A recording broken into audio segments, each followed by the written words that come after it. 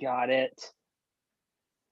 Hello, Degens. Welcome to Degenerate Takes. I, of course, am the Brofect one, AJ, and with me, as always, is the man with the numbers, the sportsbook whisperer, the college basketball guru, and now apparently a golf hustler, Mr. Noah Engelbretson. Noah, how the hell you doing? Welcome on.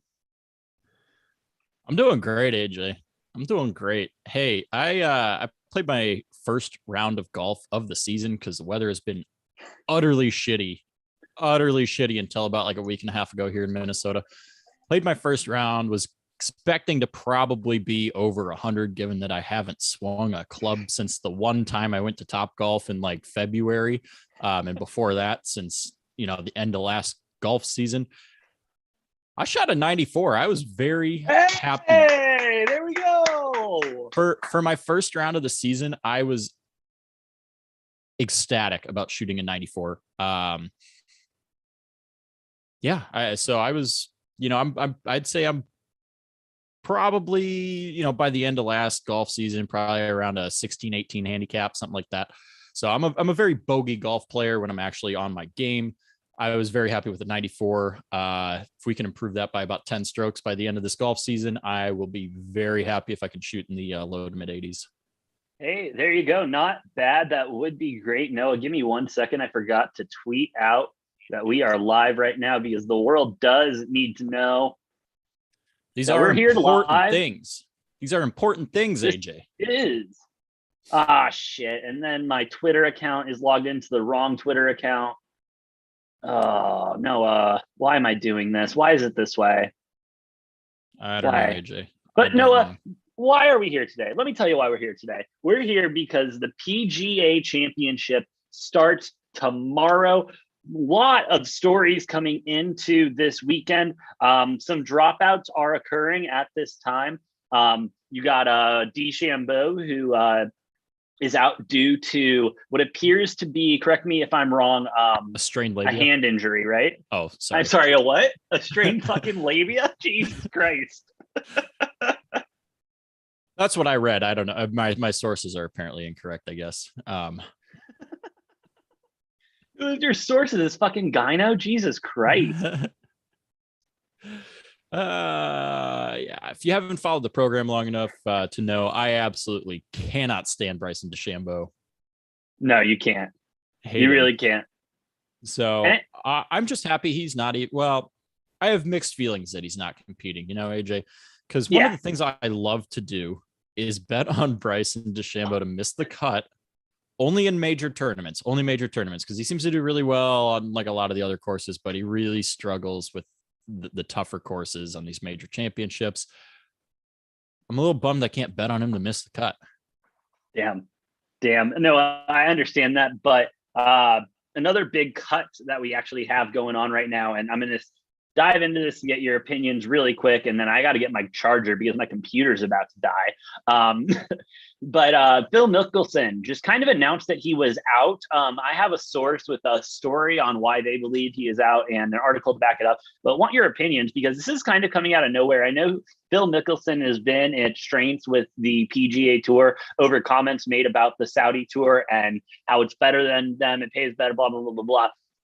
Is this the PGA kind of forcing him out, or is this, you believe, Phil Mickelson's decision to completely do that? Please answer while I walk away real quick. All right. Well, I think it's Phil's decision. I don't think the PGA forced him into this. I think finally, after, he's been kind of, he got in this whole situation. He's kind of been digging his hole a little deeper and deeper. I think he finally had some good sense here to, it's not a great look, him withdrawing, but I do think it's better than if he would have played. I think he made the right decision in doing it, if that makes any sense.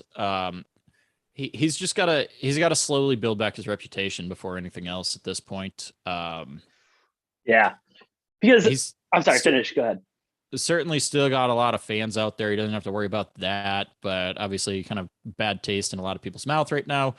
I think it's best for him to just kind of stay out of the limelight for, a good 4, 6, 8 months, however long it takes. and then ease his way back in. Well, hey, Urban Meyer, he blew up an organization within 9 weeks, had a finger bang incident with a girl that was not his wife at his own bar. You know, he should probably get together with Amber Heard. They both have a thing for crap. But with that being said, he's going right back into calling college, doing pre-games and stuff like that, and analyzing tape coming up this season on Fox. He's going right back into it. I would not be shocked if we see Phil back sooner rather than later. However, from what I'm hearing, there was an article I read, and then someone that I talked to who I trust that's close to the golf situations and everything. Phil Mickelson, one thing that he has always had an issue with in his life is gambling. He loves gambling, and hey, I can't blame him. He has more money than he knows what to do with, so you might as well, bet a couple thousand, bet a couple mil, whatever you want to do. There's a fellow released from prison recently. I want to say his name was Mark Madden, but it was not Mark Madden. But he was released due to insider trading. He got busted for insider. Sorry. So his name is not Mark Madden. I don't think it's Mark Madden, but for some reason, no. His name is not Mark Madden. Not Mark Madden. Yeah. His name's not Mark Madden. His name is redacted. His name is redacted. I honest to God, I cannot remember his name for the life of me. Just got out of prison after doing time for insider trading and everything. Apparently, according to the article that I read, he has ties to Phil Mickelson, and Phil Mickelson owes him about $2 million worth of gambling issues of debt. Gave Phil the tip on the stock trade and everything, but he did the time instead. He is now apparently coming out with a book in the next couple of weeks that is supposed to essentially reveal all of this about Phil Mickelson. And so the article and the source that I have believe that Phil Mickelson is actually kind of just trying to get out in front of this, you know what I mean? And trying to kind of get out of the limelight as fast as possible. Because let's say he does, accidentally win the PGA championship or finish top 10, top 5, then that book comes out and the headline all over is going to be top 5 in the PGA championship. Not a good look for the PGA. They might have had some pressure on him if they got wind of this to put him to the side. Again, don't know the story. That is at least what I'm being told, what I'm being heard. With Phil Mickelson's past and everything, it wouldn't surprise me. But at the end of the day, I'm a sports fan. It's a shame not to see Lefty on the course this weekend. It really fucking is. Yeah, I don't think it's that big of a deal. I mean, I know he obviously had the crazy long shot odds to win last year, ended up winning it last year. And people are talking about, oh, well, the defending champ's not going to be there. That's kind of weird. That's not normal for a major usually, but I don't think it's that big of a deal. Phil kind of needed to step out of the spotlight anyways. I don't think anybody's going to be missing a whole lot by Phil not being there. And what a fall from graces, you know what I mean? Golf was kind of the first sport that really came back, and a lot of people were interested in golf because golf was kind of their only escape if you were a sports or an athletic person during the COVID times and everything like that. And so Phil Mickelson just kind of became this very popular golfer. He's always been very good, very popular, but kind of more mainstream when quarantines and stuff were going on. And just to see his fall from graces is hard to see. Hope you figure it out, Lefty. Would love to see you back on the course like we see Tiger this weekend, which Noah is what we call in the business a transition into what the lines are this weekend, because let me tell you, for a guy that looked really shitty on the back half of the Masters, Tiger's numbers really aren't looking that bad, not only to make the cut, miss the cut, but also top 10, top 20, top 25. I wouldn't go as far as saying he looked shitty on the back nine, or not the back nine. You said the second weekend, half, the last 2 days. All right, yeah. I was gonna say. I mean, obviously, he had a really good Thursday at the Masters. Had a decent Friday. Sitting in okay position after 2 days. Made the cut. Didn't play great, but I wouldn't say he played horrible on Saturday and Sunday. Definitely was right in the middle of the mix for everybody who made the cut. So I thought, given the circumstances, I thought it was a really, really impressive, really good showing at the Masters for Tiger, and I think he's got some good golf ahead of him. Certainly not surprised that he's not one of the favorites to win, because he probably shouldn't be at this point. No, not at all. Definitely one of the long shots that has has a chance. You look at all the long shot bets you can make. A lot of them, it's like, okay, yeah, that's just not realistic at all. Tiger, there is an outside chance he places, in the top 10, top 5, or even wins this thing, because it is Tiger Woods. He's one of those very few athletes that I'm never going to count out, no matter what the circumstances. Yeah. Dude's he's just too good to do that. And bro, and it's one of those things, kind of like where I'm at in NBA playoffs. Am I going to bet against playoff Steph? No. When we get to the NFL championship playoffs next year, am I going to bet against Tampa Tom? No.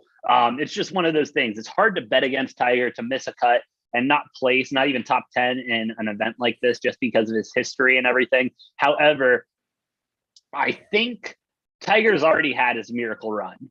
You know what I mean? When he came out that second time and won the Masters, that after his hiatus with the issues that he had and everything, I feel like that was his redemption story, his redemption arc. I don't think he's done. I don't think he's done either. I don't think he's winning this championship. I think maybe next year, after his leg gets fully healthy. And Noah, I love a good comeback story. I used to work for fucking Disney. Like, I love a good fairy tale and everything like that. However, I'm also a sports guy. All right. And I'm fucking realistic. Now, yes. Am I going to sprinkle some money on Tiger to win the whole thing? Absolutely. I'm not a fucking idiot. But am I realistic about the fact that that's money? It's just as good being burned? Yes, I'm convinced. And so I'm not gonna take that aggressive of an approach. Now, if Tiger is up in the mix, if he's within like 2 or 3 strokes of the lead come, Saturday. So if after the first 2 rounds he's within a couple strokes, I'm probably going to sprinkle some on him to win. I feel like it'll still be a pretty decent payout odds wise. For now, though, I'm for sure jumping on the -130 for him to make the cut, because I don't think he's going to miss the cut based on what I saw in the Masters. I like Tiger to make the cut. -130. I'll take it. I'm plenty okay with that line there. 100%. We'll cover more about Tiger as we continue on with the picks. But Noah, when it comes to missing and making the cut, they're not, and especially in a tournament like this, not a lot of money to be made on making the cut, because they're all supposed to be, really fucking good.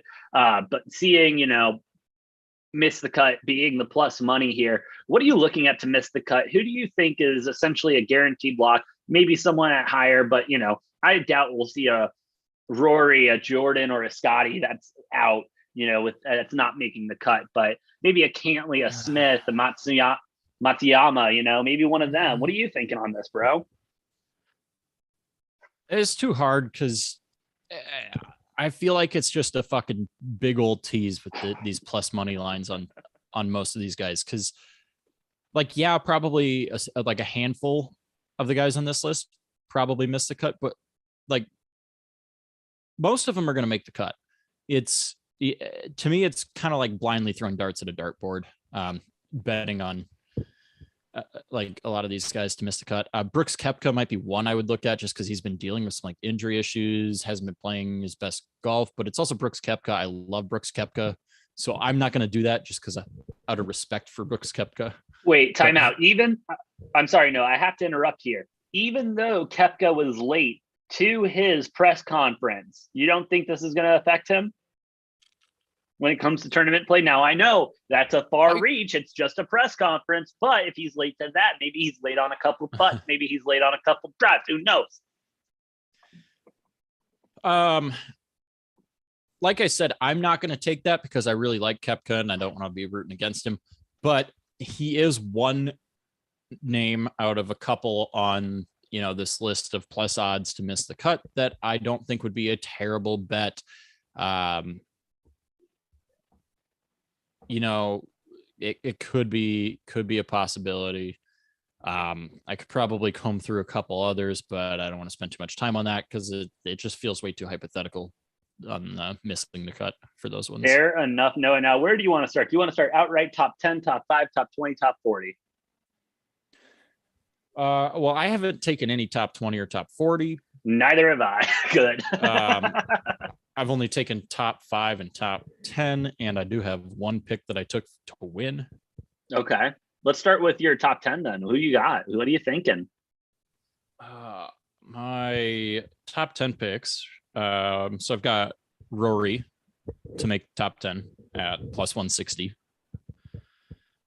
I've got Cantley, both top 10 and top 5.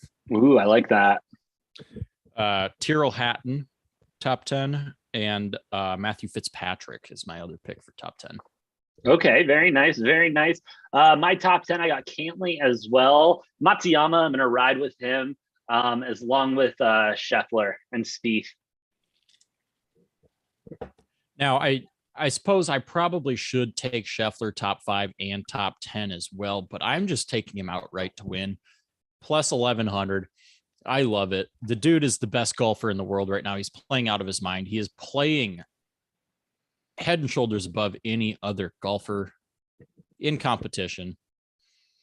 I think you're foolish to not take Scheffler. Maybe not to win, but if you don't at least take him top 10 at plus 160, that's foolish. That's just dumb. You're just giving away free money that you could have had right there. If you really want to be safe, take him top 20 at minus 135, but that just, like, why do that? But we've all seen dead heat rules. We've all seen how Scheffler's played this season. I mean, the dude's out of his mind. He's won 4 out of his last 6, or maybe yeah. Or has he played since winning the Masters? I think he's won 1 since then. I may be wrong though. It feels like he has. I don't think he won anything. I don't know that he even competed in anything. But either way, 4 out of 6. I mean, the dude's just all he's doing is winning tournaments. Yeah. And like I said, he's just been playing so well. If he keeps it up for the whole season, I wouldn't be surprised to maybe see him sweep all of the majors. That would be crazy. That's a pretty unheard of feat right there. Obviously not going to get too ahead of ourselves. No, not yet. With only 1 down, but if he wins this, then we're 2 for 2 on the season with majors. It'll be in the conversation for sure. So long as he doesn't, tweak something or get any injuries, knock on wood. But yeah, I don't know how you bet against Scheffler. He's too good right now. He's too good. He really is. He is unbelievable right now. I have him to win the whole thing as well. I just took him top 10, top 5, and to win it all, just to, get the clean sweep of all the plus money. Besides that, my top 5 looks a lot similar to my top 10. With golf and everything, I really just look at a couple guys that I've seen throughout the year so far who have played well and research them and make sure it's not a course that they're guaranteed to play like shit on. And, it's the PGA Championship. It's going to be a good one. It's going to be one of the better tournaments that we watch this year. That's all I really have on it. Noah, any other storylines or anything else you want to cover on this eve of the PGA Championship? I do have to just mention one more golfer who is in the field of play. The man, the myth, the legend, the man who shot 27 over and missed the cut last year, coming back to redeem himself. Alcoholic Santa Claus, the one and only John Daly, grip it and rip it. Man, I don't care. Alcoholic Santa Claus. Does he not look like Alcoholic Santa Claus? I mean, yeah, I guess, bro. But shit, put some respect on his name. That man's a legend. I am putting respect on his name. I love it. It's a great look. It's a good vibe. It's fun. Hey, and also shout out to his like son. If Santa hit the bottle a little too hard, that's that's what John Daly looks like. And hey, shout out to his son for carrying on the family legacy of being sponsored by Hooters through their first official NIL deal. I mean, yeah, just that honest to God, when we talk about sports and everything, like they're one of those families of royalty. You know what I mean? You got the Mannings, you got the Dalys, you got the Bushes, and got whoever the fuck else has played. The Griffey Juniors, or the Griffies, I guess you would call them at that point. You know what I mean? But yeah, one of those just great sport families out there that truly, is the definition of American sports, Anyways, I was just going to mention his lines real quick in case Yeah, please do. anybody's I would love to wondering. hear it. Love to hear it. John Daly, 1,000 to 1 odds to win. So if you're feeling really, really, really ambitious and have money that you're thinking about setting on fire, might as well just throw it on John Daly instead. Lizzie, I think plus was it 20?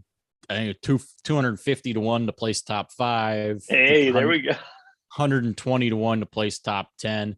I was trying to find a line. I don't know how official it is. Probably not on most books, but to make the cut, I saw plus 700, 750, somewhere in there.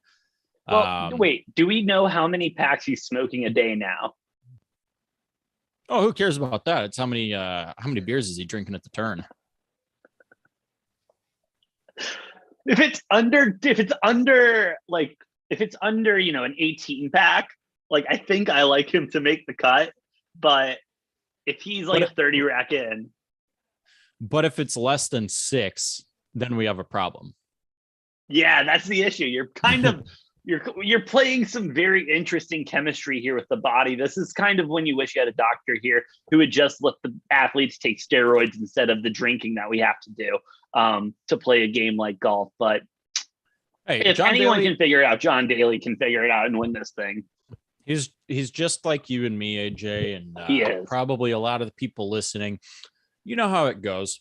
You have 4 or 5 beers on the golf course. You're feeling good. You're playing better. The problem is then you just have half a beer too much and your play just gets sloppy. There's that very narrow, fine zone where you're playing your best golf, and that does happen after 4, 5, 6, 7, depending on who you are, your body, whatever, and what you're drinking, but I'd say, for most people between like 4 and 7 drinks, that's your golden zone. You're playing fine sober, but you get a little buzz, you're playing really good. You go just a tiny bit over that. Like I said, half a drink over, and then it's just all downhill from there. Exactly, Noah. Exactly. And, but John Daly being the professional he is and how long he's been doing it, if there's anyone that can figure it out, if there's anyone that can figure this out this weekend, it's fucking John Daly. Oh my God. I just can't wait to see his outfits. He chef's kiss, brother. Just beautiful.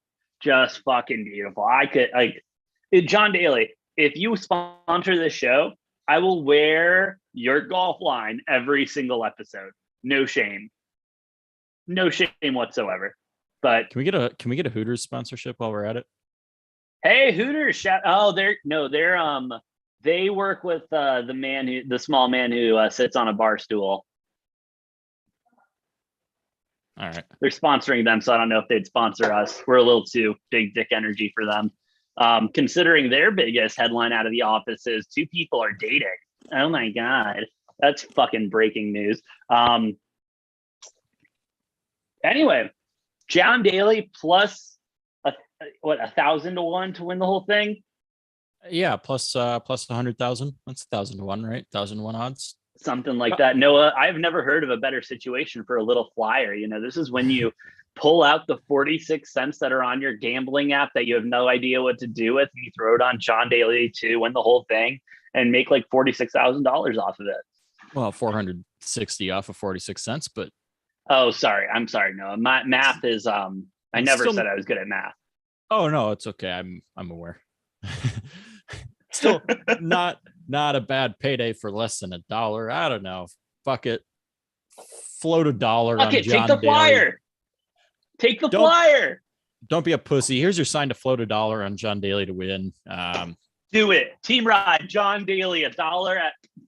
Here's the thing. We all can afford to lose $1, and you know what? If some fucking miracle happens, then you're $1,000 richer, and you're welcome. And I'll take a 10% commission on that, please. You know what? The next time you're at the bar, don't get the Jack and Coke. Okay, get their well and Coke. Okay, and spend that extra $1 you're saving. I'll save you like $2 to win the whole thing.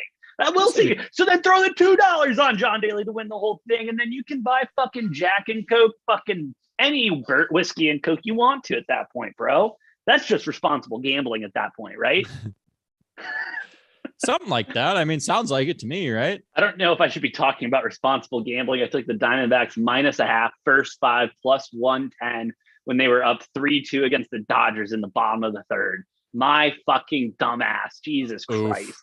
Yeah. Oof. Yeah, fucking oof. Luckily, they covered the 2.5 that I got live, but God, they're so bad. They're so bad. But hey, we're winning the West, so it doesn't matter. Aren't they still in last place? We're winning the West. With that being said, Noah, anything else? Anything else to say on that? You're going to be saying the same shit about the Packers when Aaron Rodgers can't figure it out without his toys. So don't even worry about it. Randall Cobb's going to be your best fucking weapon out there. With that being, you're saying the Packers are going to not win the NFC North?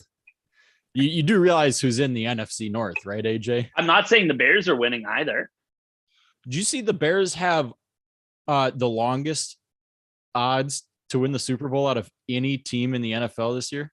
Even the fucking Jaguars or the Jets. Jets. Than the Jets. Worse than the Jets. The Bears have the best odds to get the number 1 overall draft pick next year. That's exciting, right? Number 1 overall draft pick. Well, luckily CJ Stroud's going into the draft, so we can just fucking get a new quarterback if this one doesn't work out. Just keep drafting Ohio State quarterbacks until one of them pans out. We fucking will too. And then you want to know the worst goddamn part? We will take our ass to the draft that quarterback, fire our current coach, and see like, well, who knows Ohio State quarterback on offense better than everyone? Hey, Urban, the whole finger gun blasting is behind you, right? Hey, come be a Chicago Bear, lad. Come be a fucking Bear, click, and then the Bears organization is ruined forever. Love to see it. I can't wait for that destruction, Noah. Thank you for putting that in my head now. I appreciate it, bro. Yeah, you're the one who brought up the Packers, so. I don't know why. Man. That's like picking a fight with somebody twice your size. Just don't do it. Listen, when you lose to the fucking Lions twice this year, I don't want to fucking hear it from you. All right, Vlad? Oh, okay. Oh, yeah. Hey, the Lions are ready to not this PGA show went NFL really quick. We should get off air. Yeah. But speaking of, last note on that, the over-under totals have been released. They are on sports books for NFL team wins, division winner futures, some other futures as well in there. We will cover that at a later date. Also coming soon in the near future, we will be talking college softball and college baseball. Yes, sir. We will be doing that. We got those tournaments and World Series kicking off soon.